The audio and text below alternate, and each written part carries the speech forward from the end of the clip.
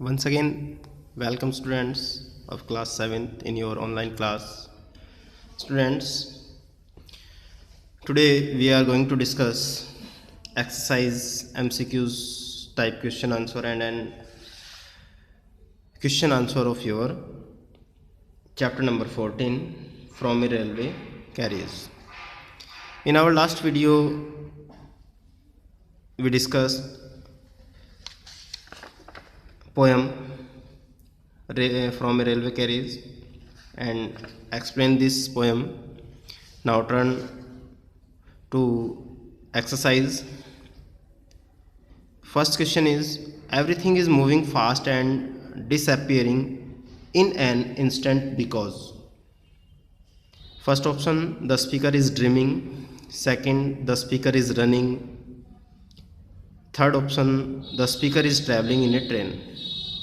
तो जैसे कि हमने पोएम को स्टडी किया है तो हमें पता है ना ही तो स्पीकर ड्रीमिंग स्वप्न देख रहा था, ना ही वो दौड़ रहा था. He was travelling in a train.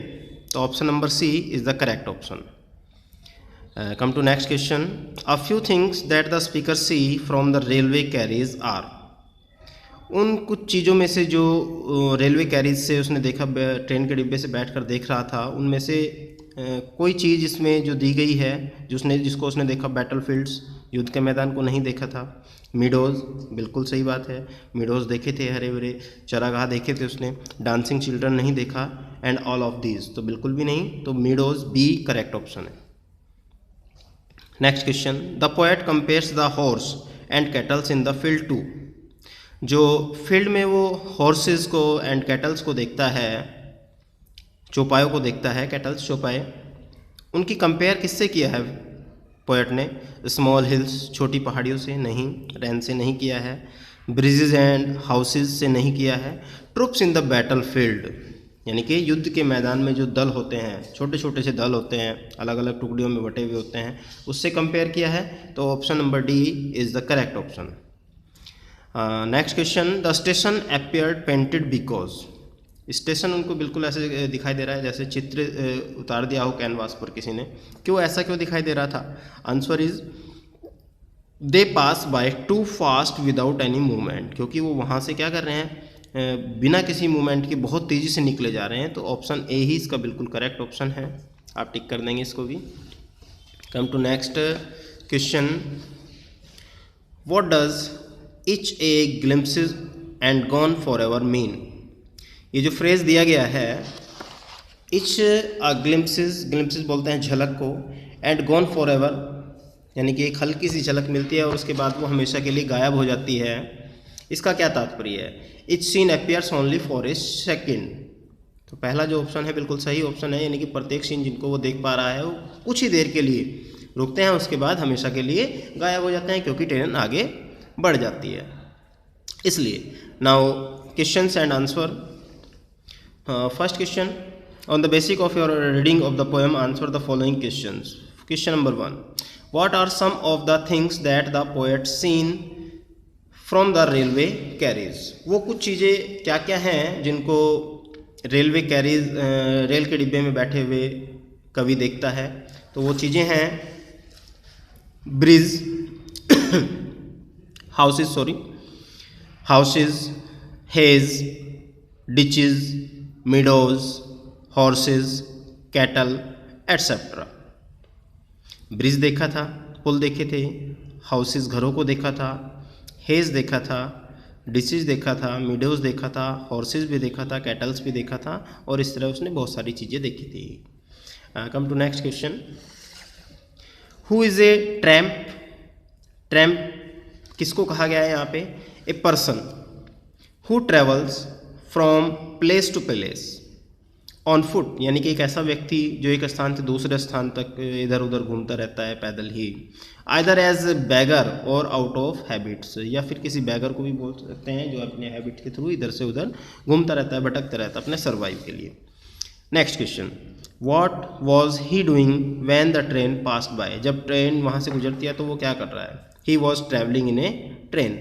वो भी ट्रेन में ट्रैवल ही कर रहा है. He was traveling in a train. Come to next question. In what way was the child different? किस प्रकार से बच्चा बिल्कुल अलग है? The child was climbing a step ground and gathering blackberries. वो क्या कर रहा है, चढ़ने की कोशिश कर रहा है ग्राउंड पर, एंड गैदरिंग ब्लैकबेरीज, जो ब्लैकबेरीज वहाँ पर है उनको इकट्ठा कर रहा है। इस प्रकार से बच्चा बिल्कुल अलग है। 5. Pick out the similes from the poem. इस पोएम से हमें सिमली को निकालना है। सिमली बेटे क्या होता है, सिमली होता है two unlike objects when the poet compare two unlike objects, events etcetera and use comparison words, it is called simile. यानी कि जब किन्हीं दो अलग अलग चीज़ों को पोएट कंपेयर करता है और कंपेरिजन वर्ड्स भी इस्तेमाल करता है, तब उनका यूज तब बोलते हैं कि यहाँ पर कवि ने फिगर ऑफ स्पीच में सिमली का यूज़ किया गया है। तो यहाँ पर उन्होंने जो सिमली का यूज़ किया है मैं बताऊँ आपको, charging along like troops. Charging along like troops, तो चार्ज अलोंग ट्रूप्स, दल चार्ज नहीं होते, चार्जिंग अलोन ये चीज़ अलग होगी, ट्रूप्स दल अलग चीज़ होगी, और कंपेयर किया गया दोनों का, लाइक वर्ड भी यहाँ पे यूज़ किया है, तो ये यहाँ पे सिमली हुआ। एज थिक एज ड्राइविंग रैन, थिक, थिक बोलते हैं घना, और घना ये वर्ड होता है जंगल के लिए यूज़ किया है। एज ड्राइविंग रैन, जिस तरह वर्षा, यहाँ पे जंगल और वर्षा को कंपेयर कर दिया गया और एज कंपेरिजन वर्ड्स यूज़ किया गया है, तो यहाँ पर भी आपका सिमली यूज़ किया है कवि के माध्यम से। नेक्स्ट क्वेश्चन है, explain the term painted station. जो पेंटेड स्टेशन टर्म यूज़ किया है उसको एक्सप्लेन करना है हमें। इन स्पीड ऑफ मूविंग, यानी कि गति की अवस्था में, ट्रेन, बिल्डिंग्स और स्टेशंस लुक्ड पेंटेड। जो ट्रेन के कैरेज में बैठा हुआ कवि महसूस करता है उसको बिल्डिंग्स और स्टेशंस ऐसे दिखाई देते हैं जैसे कि वो पेंट कर दिए गए हों किसी कैनवास पर, और वो उनको महसूस करता है। एक हल्की सी झलक उसको दिखाई देती है और इस झलक के बाद वो चीज़ें गायब हो जाती हैं। तो बेटे आज आपको आपकी नोटबुक में इन क्वेश्चंस को और इन क्वेश्चंस के आंसर को करना है। आई होप आप सभी की समझ में ही क्वेश्चंस एंड आंसर आ गए होंगे। आप अपनी नोटबुक में करेंगे। हमारा नेक्स्ट यूनिट का सिलेबस आपका स्टार्ट होता है यहाँ से। आगे जो इसका वर्क है वो हम नेक्स्ट वीडियो में डिस्कस करेंगे। मैं बता दूं आपको क्या है, discuss in pairs, practice listening, speaking and pick out the symbols used in the following extract.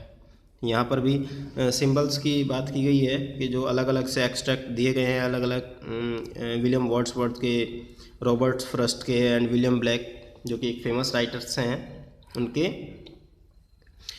उसको करना है। तो ये जो ग्रामेटिकल वर्क है हम अपनी नेक्स्ट वीडियो में करेंगे। तब तक आप इस वर्क को अपना कंप्लीट करेंगे। Okay, bye.